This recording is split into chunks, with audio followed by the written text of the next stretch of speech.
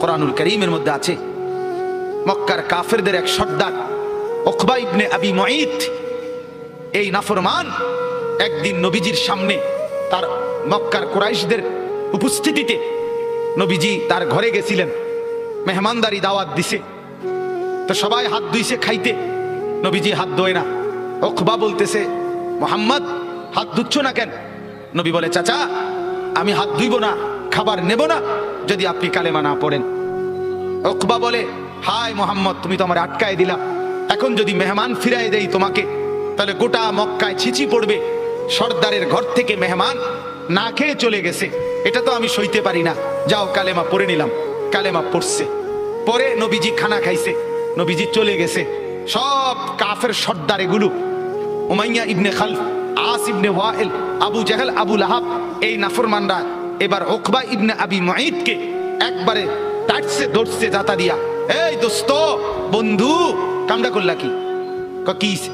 একসাথে বন্ধুত্ব, একসাথে চলি ফিরি, আজকে এত বছর একসাথে বন খাই, একসাথে বিড়ি খাই, একসাথে গপ মারি, একসাথে মানুষের বেড়িতে দিকে ফিসে ফিসে হাঁটি, আজ এতদিনের সম্পর্ক, আমরা সব সিটারি একলগে করি, সব বাটফারি একলগে করি, তুমি কামটা কি করলা? এতগুলো বন্ধুর ইজ্জতের দিকে না তাকাইয়া মুহাম্মদের কালেমা পড়ে ফেললা। দোস্ত মনে তো চাইছিল না, বিপদে তো পড়ছি, তোমরাই দেখছো, কালেমা না পড়লে সে তো চলে যাবে, তাইলে তো আমার বদনাম হবে, মেহমান ফিরে গেছে, সেটা তো আমি চাচ্ছিলাম না। অন কি করতাম কও? যদি বন্ধুত্ব টিকাইতে হয় আমাদের সাথে, তাইলে এখন গিয়া মুহাম্মদের সামনে নিয়ে গিয়া থুতু মারবা আর মুহাম্মদের কালেমা মুহাম্মদকে ফিরাই দিবা। এই জানোয়ার, এই বেঈমান গেছে ঠিকই, গিয়া রাসূলুল্লাহ সাল্লাল্লাহু আলাইহি ওয়াসাল্লামের সামনে থুতু মেরে এরপরে বলছে, মুহাম্মদ তোমার কালেমা তোমাকে ফেরত দিলাম। কোরআনে আল্লাহ সূরা ফুরকানের মধ্যে বলছে, ইয়াউমা ইয়াআদ্দু যালিমু আলা ইয়াদাইহি, নাফরমান অচিরেই তুই কিয়ামতের দিন এই বন্ধুর পাল্লায় পড়ে আমার নাফরমানি করে কারার কারণে এই আঙ্গুল দিয়া, এই দাঁত দিয়া আঙ্গুলে কামড়াইবি, কামড়াইতে কামড়াইতে ছিঁড়ে ফেলবি নাফরমান। আফসোস করে বলবি, ইয়া ওয়াইলাতা লাইতানি লাম আত্তাখিজ ফুলানান খলিলা, হায় মন্দ কপাল, যদি সেই নাফরমানকে বন্ধু না বানাইতাম। আজকের নওজোয়ানের বরবাদির মূল কারণ অসৎ বন্ধু, অসৎ সঙ্গী, অসৎ প্রেম, অসৎ লোভ। সঙ্গী নষ্ট করে দিচ্ছে হাজার হাজার যুবককে, হাজার হাজার মেয়েকে, হাজার হাজার বোনকে। অসৎ সঙ্গী চিরতরে অন্ধকারের ভিতরে ঢুকায় দিস। আল্লাহ তাআলা বলেন, আদাল্লাহুল্লাহ, আমি এক নম্বরে মনের চাহিদা গুনার মধ্যে ডুবে থাকলে পথ ভ্রষ্ট করে দেই। দুই, ওয়া খাতামা আলা সামঈহি ওয়া কলবি, অন্তর এবং দিল, এই অন্তর এবং কান, এই দুইটার মধ্যে মোহর মেরে দেয়, মোহর একবার সিল মেরে দেয়, এই দ্বিতীয় শাস্তি। তৃতীয়, ওয়া জাআলা আলা বাসারিহি গিশাওয়া, চোখের উপরে পর্দা ফেলে দেয়। তাহলে এক, পথ ভুলায় দেয়। দুই, কান এবং অন্তর মোহর মেরে দেয়।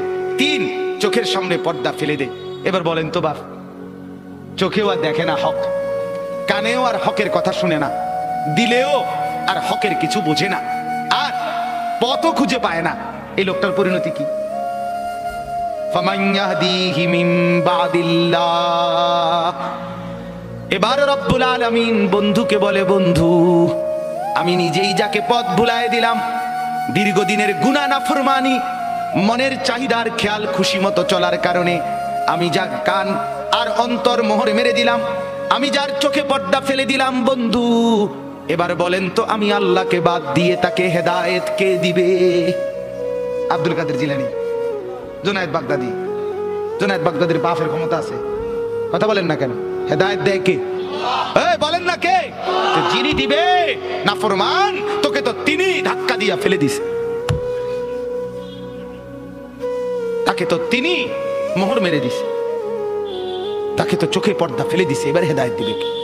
এই স্টেজে যদি 100 আব্দুল কাদের জিলানীও আসে কান্দে শিক্ষারে, আল্লাহর কসম তোমারে তো আর কেউ বদলাইতে পারবে। যদি পারতো তো রাসূলুল্লাহ সাল্লাল্লাহু আলাইহি সাল্লাম তো নবীজির চাচা আবু তালেবকে ইমানদার বানাইতে পারতো, পারতো কিনা বলেন না? কি পরিমাণ কাঁদা কাঁদছে, নবী সাল্লাল্লাহু আলাইহি সাল্লাম আবু তালেবকে কালেমা পড়াবার জন্য কি পরিমাণ কাঁদছে, চেষ্টা করছে। শেষ মুহূর্তে বলছে, চাচা চাচা কালেমাটা পড়েন না চাচা। বলছে না, মানুষের কাছে বেইজ্জতি হব, পড়বো না, মানুষ লজ্জা দিবে। আল্লাহ নবী সাল্লাল্লাহু আলাইহি সাল্লাম বলছে, কানে কানে বলেন, আমি কাউকে শোনাবো না, আমি শুধু হাসরের মাঠে বলবো, মৃত্যু পর্যন্ত চাচা ওয়াদা দিলাম জগৎবাসীকে শোনাবো না আপনি ঈমান আনছিলেন, কানে কানে কন। আবু তালেব বলছে না, কানে কানেও বলবো না। এবার নবী বলে চোখের পানি ফেলতে ফেলতে, চাচা এমনও কইতেন না তো, ঠিক আছে চাচা আমি কালেমাটা পড়ি, আপনি কত ঠোঁটটা নাড়েন, আপনি শুধু ঠোঁটটা নাড়বেন, আমি হাসরের দিন বলবো মাওলা আমার চাচা কালেমা পড়ছিল এজন্য ঠোঁট নাড়ছে, এর সুযোগ দেন। চাচা বলছে না না না, আমি ঠোঁটও নাড়বো না। আল্লাহ নবী তখন অঝরে কাঁদতেছিলেন আর চোখের পানি ফেলে বললেন, চাচা আপনি জাহান্নামের আগুনে জ্বলবেন, আমি সইব কেমন? আবু তালেব নাফরমান তখন কি বলছে জানেন? আন্নারু খায়রুম মিনাল আর। মুহাম্মদ, মানুষের কাছে লজ্জা পাওয়ার চাইতে আগুনে জ্বলা অনেক ভালো। বাপ, নিজেদের জিন্দেগিতে একবার ভাইবা দেখেন, আমিও ভাবি আপনিও ভাবেন, এমন আচরণ আমার মধ্যে আছে কি?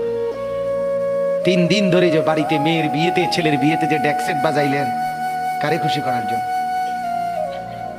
হ্যাঁ, 1 লক্ষ টাকার গেট, এরপরে গায়ে হলুদের এই নগ্ন অনুষ্ঠান কার জন্য করলেন? বেড়া বেড়ি সব, যুবক যুবতী সব একই মাইক্রো প্রাইভেট কারের ভিতরে যাতাযাতি করে বহাইয়া একখান থেকে একখানে নিলেন, কার জন্য? পুরা প্যান্ডেলের ভিতরে একসাথে বেড়া বেড়ি একত্রে খায়, নাচে, গায়, ফুর্তি করে, কার জন্য? শুধু সমাজ, সোসাইটি, পরিবেশ, সোসাইটি মেনটেন করছেন, সমাজ মেনটেন করছেন। ছেলেরা চাইছে, মেয়েরা চাইছে, বাচ্চারা চাইছে, এতে হেতে চাইছে, তো মালিক তিনি কি চাইছিল? ওনার কথা মনে হয় নাই? রাসূল সাল্লাল্লাহু আলাইহি সাল্লাম তার কথা মনে হয় নাই? বলেন, কিয়ামতের দিন নবী সাল্লাল্লাহু আলাইহি ওয়াসাল্লামের কাছে কোরআনে আছে, ফাকাইফা ইদা জিনা মিন কুল্লি উম্মাতিন বিশাহিদ ওয়া জিনা বিকা আলা হাউলাই শাহীদা। নবীকে বলছে আল্লাহ, বন্ধু আপনার উম্মতের প্রত্যেকের আমলনামা আমি আপনার হাতে দেখাবো, আপনার হাতে, আপনার সামনে পেশ করব, আপনি দেখে কথা বলবেন। আমার কাছে সুপারিশ আপনি কইরেন, মানা নাই, কিন্তু আপনি দেখে করবেন। রাসূলুল্লাহ সাল্লাল্লাহু আলাইহি সাল্লাম যদি হাসরের ময়দানে এরকম আমলনামা খুলে উল্টায় আর পৃষ্ঠার পর পৃষ্ঠা দেখে ফজর নাই, জোহর নাই, আসর নাই, মাগরিব নাই, ইশা নাই, শনিবার রবিবার, মদ জুয়া, অবৈধ উপার্জন, গান বাদ্য, নাটক, সিনেমা, জিনা, ব্যভিচার, বেহায়া, বেপর্দা, সব উল্টায়। আল্লাহ নবী সাল্লাল্লাহু আলাইহি সাল্লাম তখন বলবে, উম্মত কি এটা? উম্মত আমার 23 বছরের এত চোখের পানির কথা একবারও মনে হয় নাই? কি আনছো এটা আমারে? উম্মত তুমি জানো না আমি যে তায়েফের পাথরের আঘাতে পুরা পিঠ চালনির মতো জাজরা বানায় ফেলছে আমার? শোনো নাই তুমি?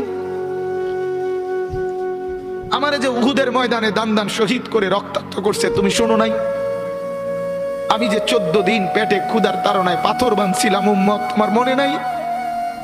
একবারও শোনো নাই আমার ক্ষুধার কষ্ট, আমার পিঠের ব্যথা, আমার দাঁতের ব্যথা, আমার কাঁধে 2টা কড়া ঢুকে গেছে? উম্মত, আমার ঘরে 3 মাস আল্লাহর নবীর স্ত্রী আয়েশা বলছে, আল্লাহর কসম উম্মত, নবীর স্ত্রী বলছে 3 মাস 3টা সূর্য চাঁদ উঠছে ডুবছে, রাআইনা হিলালান সুম্মা হিলালান সুম্মা হিলালান, 3 চাঁদ 3 মাসে নবীর 9 জন বিবির কারো ঘরে আম্মা জান আয়েশা বলে 1 ফোঁটা চুলায় আগুন জ্বলে নাই।